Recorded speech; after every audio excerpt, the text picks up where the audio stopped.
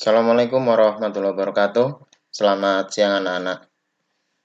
Bertemu kembali di pertemuan kedua pembelajaran fisika peminatan. Masih pada bab yang sama tentang hakikat fisika. Namun dalam hal ini kita akan membahas bagian metode ilmiah dan keselamatan kerja di lab. Masih bersama saya Catur Wahyu Heri Okta Prastiawan.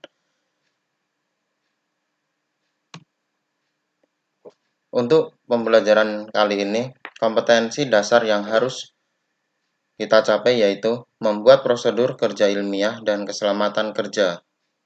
Tujuan pembelajaran, siswa dapat mempresentasikan tentang pemanfaatan fisika dalam kehidupan sehari-hari, metode ilmiah, dan keselamatan kerja ketika melakukan kegiatan pengukuran besaran fisika.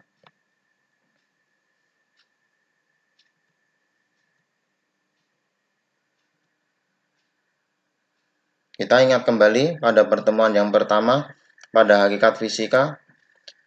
Dalam fenomena alam, untuk mencapai metode ilmiah atau untuk melaksanakan metode ilmiah, yang pertama yang harus kita laksanakan yaitu mengamati dan mencatat. Yang kedua, membuat hipotesis atau teori. Yang ketiga, mengolah data pengamatan. Yang keempat, menguji hipotesis atau teori. Dari keempat kegiatan tersebut akan kita temukan hasil yang akan terjadi pada hukum-hukum alam. Dan hasil yang kita uji harus diuji kembali melalui uji lab, di alam, dan pada kali ini harus bisa dijelaskan oleh fenomena-fenomena lain yang pada dasarnya harus bermanfaat bagi manusia. Untuk menjawab tantangan alam yang terjadi pada fenomena alam, langkah yang harus kita lalui dalam metode ilmiah yaitu kita harus mempunyai rasa ingin tahu yang pada dasarnya kita harus apa sih yang terjadi pada fenomena alam, mengapa, dan bagaimana yang terjadi pada fenomena alam. Yang akan kita cari yaitu jawaban dari hasil pengelolaan data oleh metode ilmiah kali ini. Baik, kita lanjut untuk pola pikir ilmiah. Pola pikir ilmiah yang pertama di sini, jarak jangkau Bluetooth HP. Ini adalah penerapan dalam kehidupan sehari-hari yang harus kita uji dalam metode ilmiah. Jarak jangkau Bluetooth HP dalam manual book jenis HP tertentu disebutkan bahwa jarak jangkau Bluetooth HP itu bisa mencapai 15 meter. Pemikiran ilmiah akan bertanya, benarkah klaim jangkauan 15 meter itu? Apakah sebenarnya lebih jauh atau lebih dekat? Dan yang selanjutnya yaitu, faktor apa saja yang bisa mempengaruhi jarak jangkau tersebut? Pola pikir ilmiah yang kedua yaitu mengenai bentuk parasut dalam kehidupan sehari-hari. Apabila kita mengamati parasut penerjun payung di TV, ada perbedaan bentuk parasut untuk beberapa peristiwa. Di sini untuk pemikiran ilmiah akan bertanya, bentuk parasut apa yang paling membuat penerjun paling lama di udara? Pola pikir ilmiah yang ketiga, dalam kehidupan sehari-hari, contohnya yaitu panasnya api. Bagaimana berbagai benda bisa terbakar oleh api? Pemikiran ilmiah akan bertanya, bahan apa yang memberikan panas yang tinggi jika terbakar? Ini semua harus kita uji melalui metode ilmiah dan akan terjawab pertanyaan-pertanyaan yang akan timbul melalui pemikiran ilmiah kita. Kita lanjut pola pikir ilmiah yang keempat. Kaleng berisi air yang menggelinding. Apabila kita mengamati kaleng yang sebagian terisi air, lalu menggelinding secara tersendat-sendat, pemikiran ilmiah kita akan bertanya, berapa bagian kaleng harus terisi air agar kaleng menggelinding paling lambat dan paling cepat. Di sini nanti akan ada dua kaleng yang kita isi air dan volume air tersebut akan berbeda pada masing-masing kaleng. Dan kita akan menguji dari percobaan yang didasari pada metode ilmiah. Kita lanjut untuk pola pikir ilmiah yang kelima, itu balon yang tidak pecah. Mengamati balon tiup yang diisi air lalu dibakar dengan api tetapi tidak pecah. Meskipun lama-kelamaan, air akan keluar dan balon kempes. Pemikiran ilmiah akan bertanya, apakah besar balon yang diisi air mempengaruhi lama pecahnya balon? Pola pikir ilmiah yang keenam, perahu berbahan bakar sabun. Mengamati perahu-perahuan atau mainan anak-anak yang diberi sabun dan bisa maju di air. Pemikiran ilmiah akan bertanya, bagaimana bentuk terbaik supaya perahu melaju lurus? Dan pemikiran ilmiah yang kedua yaitu bagaimana caranya supaya perahu melaju dengan cepat. Pola pikir ilmiah yang ketujuh, batu besar dan batu kecil.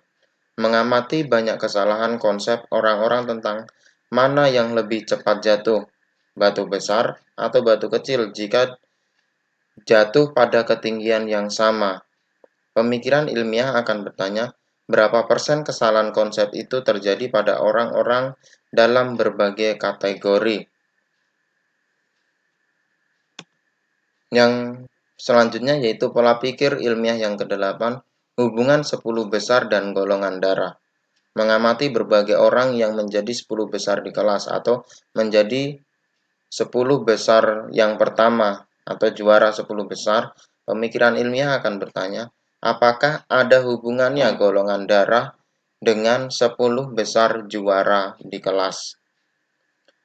Dari pola pikir ilmiah dari 1 sampai 8, kita bisa membuktikan dari pemikiran ilmiah kita apakah hasil tersebut akan kita temui melalui metode ilmiah yang dilaksanakan melalui prosedur-prosedur metode ilmiah. Langkah-langkah metil. Di sini dalam metode ilmiah kita harus mengamati, terus membuat pertanyaan, mengumpulkan data, membuat hipotesis dan menguji hipotesis, dan kita baru bisa mengambil kesimpulan ataupun jawaban ilmiah, di mana untuk jawaban ilmiah harus langkah-langkah metil ini semua harus dilaksanakan. Apabila ada satu langkah yang tidak dilaksanakan, otomatis jawaban ilmiah kita atau jawaban dari percobaan ilmiah kita akan kurang sempurna, bahkan mungkin akan tidak sempurna. Kita lanjut untuk karakter yang dibangun, di mana yang pertama adalah objektif, yang kedua teliti dan cermat, yang ketiga ingin tahu, yang keempat gemar membaca, yang kelima jujur, keenam tekun, ketujuh hati-hati, kedelapan bertanggung jawab, 9 terbuka, 10 kritis, 11 kreatif, 12 inovatif, 13 peduli lingkungan dan alam sekitar. Kenapa untuk karakter yang dibangun ini kita harus memiliki kesemuanya ini?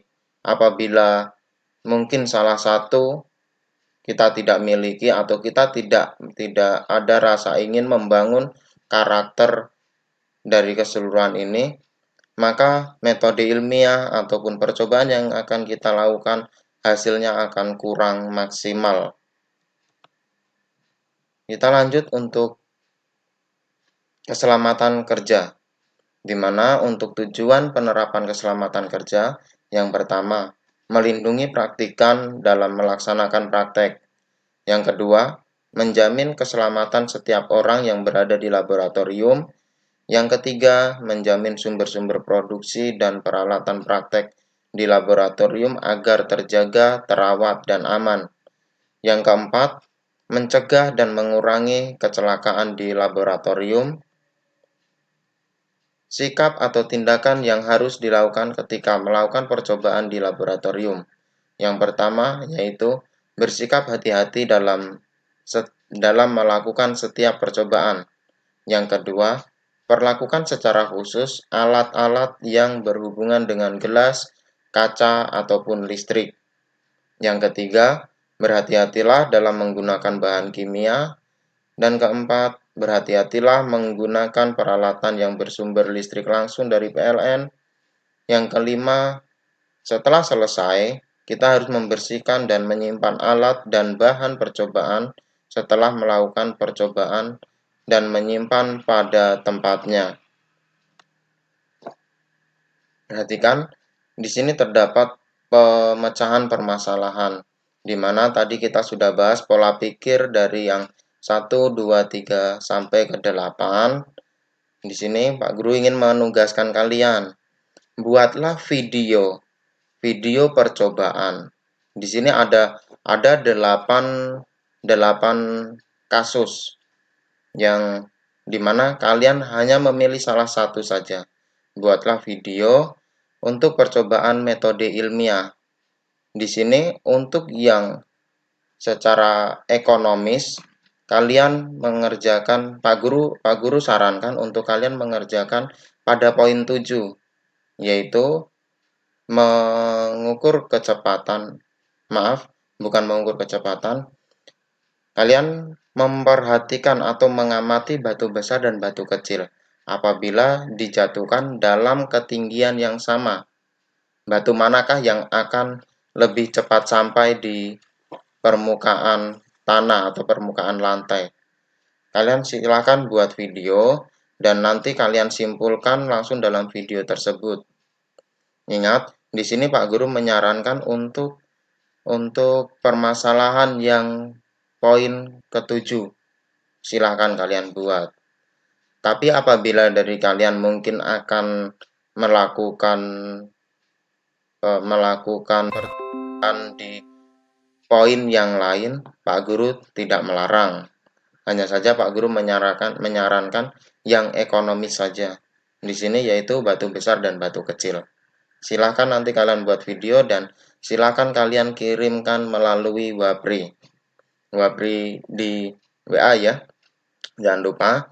Dan semakin cepat kalian mengerjakan, otomatis Pak Guru akan semakin cepat untuk memberikan penilaian yang kalian lakukan percobaan tersebut.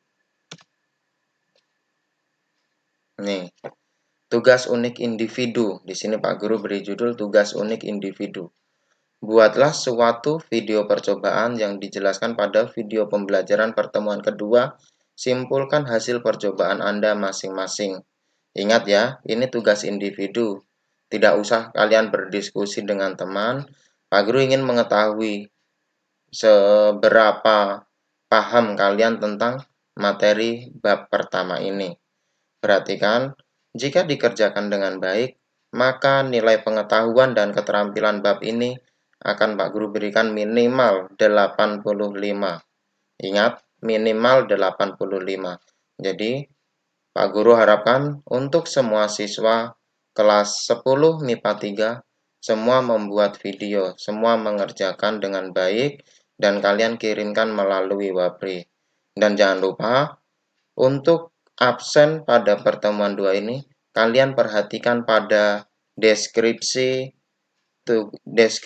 untuk video pembelajaran pertemuan kedua ini. Di situ ada link absen dan seperti pertemuan sebelumnya terdapat link e-book ataupun link modul pada pertemuan 2 kali ini. Jadi, untuk pertemuan kedua kali ini Pak Guru cukupkan sampai di sini. Terima kasih dan semangat untuk mengerjakan tugas.